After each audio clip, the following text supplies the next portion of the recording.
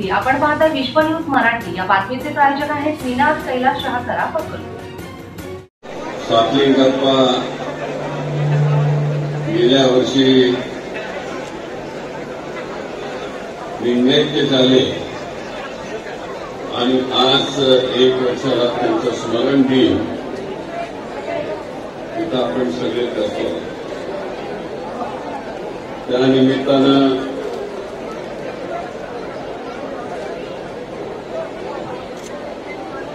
मातोश्री लक्ष्मीबाई आणि स्वातंत्र्यप्पा त्या दोघांचे पुतळे उभे केले आणि त्यांचं समाधीस्थान तिथं त्याची पूजा झाली. आज एवढ्या प्रचंड प्रमाणामध्ये आपण इथं आला. स्वातंत्र्यप्पांच्यावर सुद्धा त्यांचा विचार, त्यांची साथ या सगळ्यांची आपल्याला आठवण होत असते.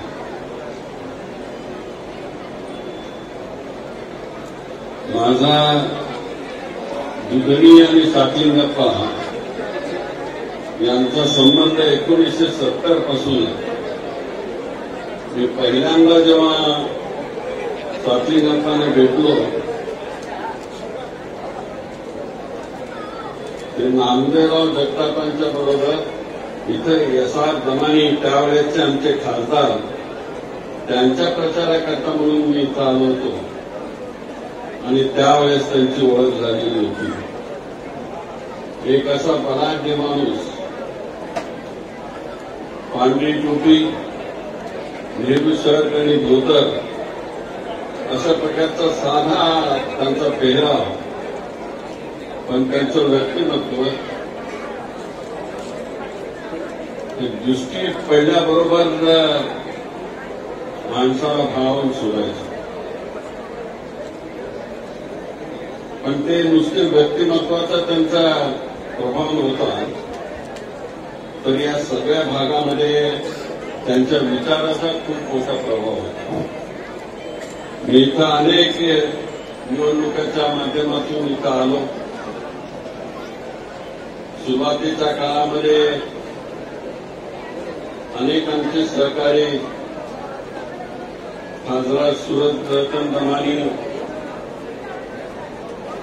त्याच्यानंतर थोरातांच्या समारंभाकरता कुचनच्या खासदार कुचन यांच्या निवडणुकीकरता म्हणून मी इथं आलेलो होतो आणि त्यावेळेस स्वातंत्र्यप्पा यांच्याविषयी मला खूप ऐकायला आहे. मी नवीन कार्यकर्ता होतो. स्वातंत्र्यप्पा म्हणजे सुरुवातीला दहशत वाटायची, लोकही घाबरून बोलायचे, पण जसं जसं मी त्यांच्या जवळ गेलो तो माणूस वैचारिक अशा प्रकारची भूमिका घेऊन काम करायचा आणि एवढ्या जसे ते धिप्पाड होते, चेहऱ्यावरून दिसायचे की एकदम अशा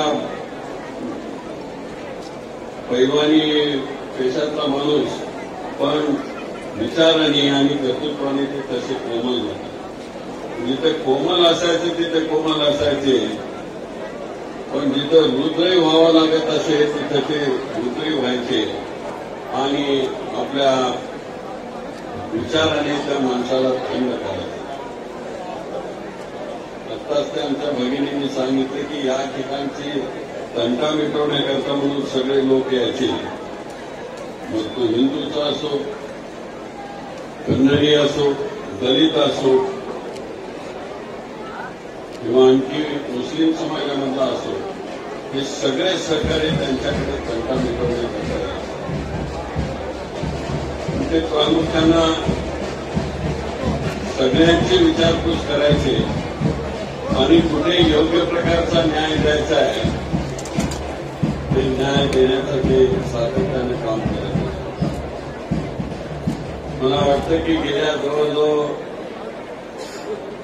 60-70 वर्षांमध्ये त्यांनी आपल्या कर्तृत्वाची छाप केवळ दुधनी, अक्कलकोट, सोलापूर जिल्हा यावर पाडली नाही,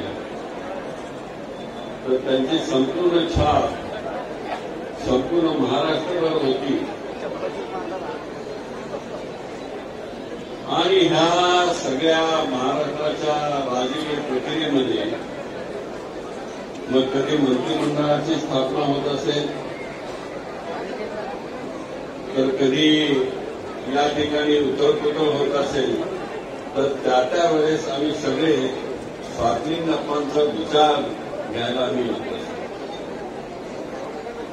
ते कर्नाटकाच्या टोकावर असलेलं गाव, त्यांचा सगळा हा परिसर गुलबर्गा असो विजापूर असो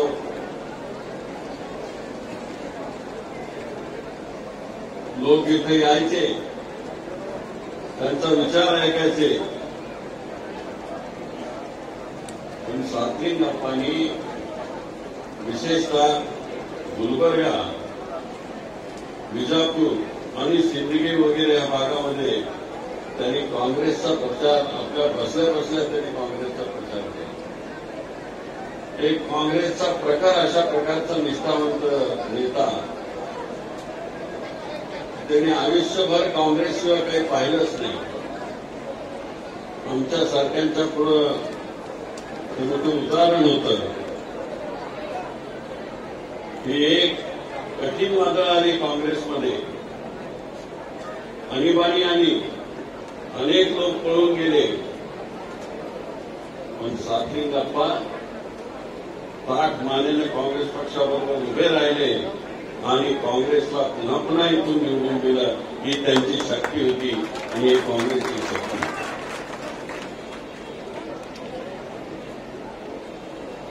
आज आम्ही सगळे कठीण परिस्थितीमध्ये आहोत काँग्रेसवाले.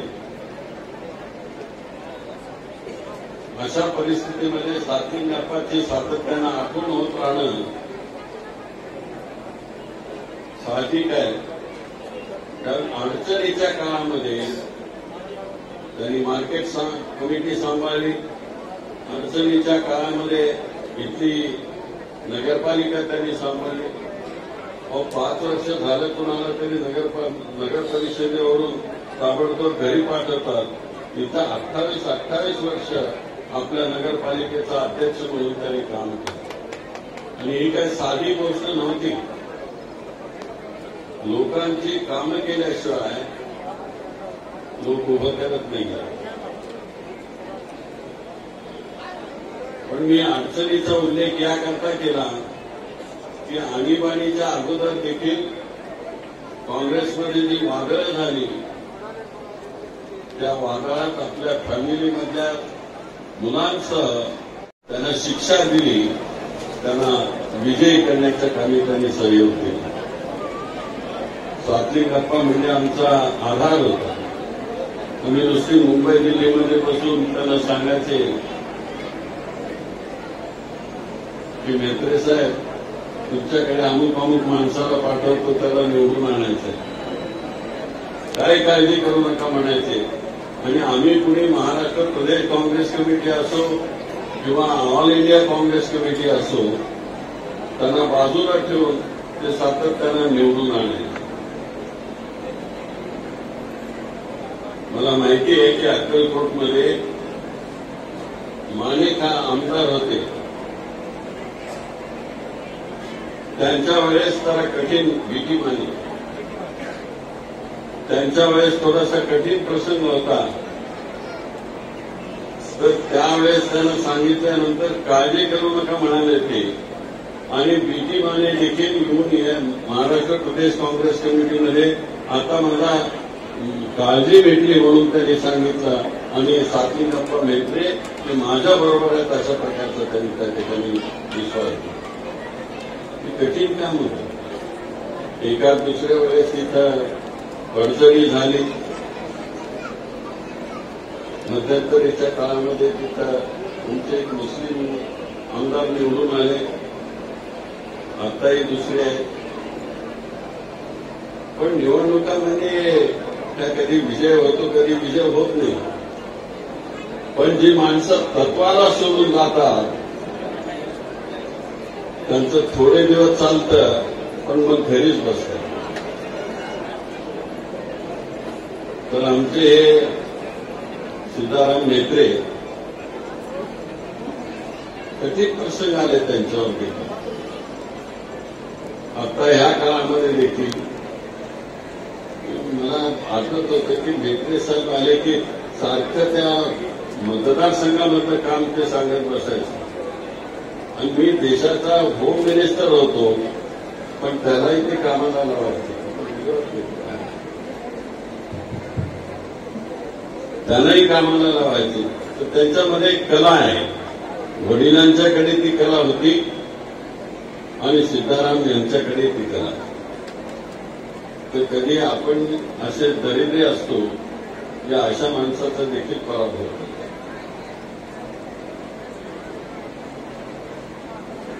पण आज हे सगळे ज्या भक्तीने इथं आलेले आहेत सगळे, आणि हा कार्यक्रम सगळा लसीकरणाचा कार्यक्रम इथं आहे, रक्तदानाचा कार्यक्रम आहे, जवळजवळ 4-5 कार्यक्रम इथं त्यांनी ठेवलेले आहेत. आणि हे सगळे कार्यक्रम सातलिंगप्पाच्या कृतीला आदरपूर्वक अर्पण करणारे कार्यक्रम इथं त्यांनी ठेवले. मला वाटतं या सगळ्या आज आमचे सगळे शिवाचार्य जे इथं आलेले आहेत त्यातल्या अर्ध्या शिवाचार्यांना मी ओळखतो.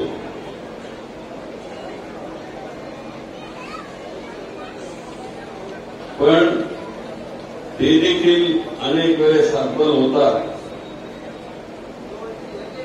आणि राजसत्ता आणि धर्मसत्ता याच्याशी जुळवून घेण्याचा प्रयत्न करतात. आणि ते जुळवलं पाहिजे याविषयी माझ्या मनामध्ये शंका नाही. पण आज भारताची परिस्थिती की नुसती धार्मिक सत्तेवर राहू शकत नाही. धार्मिक सत्तेबरोबर सामाजिकरणाची शक्ती देखील त्याबरोबर असली पाहिजे, नाहीतर आम्ही कुठे जाऊ याचा पत्ता नाही. यावर बसलेले शिवाचार्य हे विद्वान आहेत. त्यांची विचार करण्याची पातळी खूप मोठी आहे. आणि म्हणून अशा वेळेस मला नेहमी जेव्हा जेव्हा या भव्य वस्तू मी पाहतो तेव्हा मला बसवेश्वराची आठवण येते. आणि मी बसवेश्वराचा पूजक आहे. ही सर्व धर्माची प्रतीक किती असावं. आणि संत बसवेश्वरांनी जाती संस्था नष्ट करण्याचा प्रयत्न केला. आणि आजच्या काळामध्ये आपण जाती संस्था वाढवण्याचा प्रयत्न करतो की काय, अशा प्रकारची शंका माझ्या मनामध्ये. मित्र हो, मी काही जास्त यावर बोलणार नाही. आपण मोठ्या आग्रहाने सर्व शिवाचार्य इथं आले, आशीर्वाद देण्याकरता आले. आणि आमच्या सातलिंगप्पाच्या द्वितीय पुण्यस्मरणाच्या निमित्तानं ते इथं आले, त्याबद्दल मी त्यांचा मनापासून आभार मानतो. आणि एका चांगल्या कामाला आशीर्वाद देण्याकरता ते इथं आले. आमच्या मातोश्री लक्ष्मीबाई त्यांनी ज्या तऱ्हेनं त्यांना साथ दिली त्यांची आठवण राहणं आम्हाला कधी विसरू शकत नाही. आज सीतारामजी मी एवढंच म्हणेन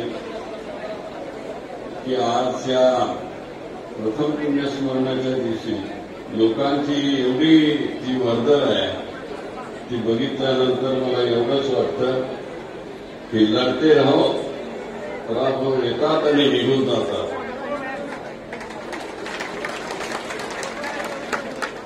आणि असं है कौन न मर जाए साथी पर लढते हैं मगर हाथ में तलवार भी नहीं, अशा प्रकारचं त्यांचं मत.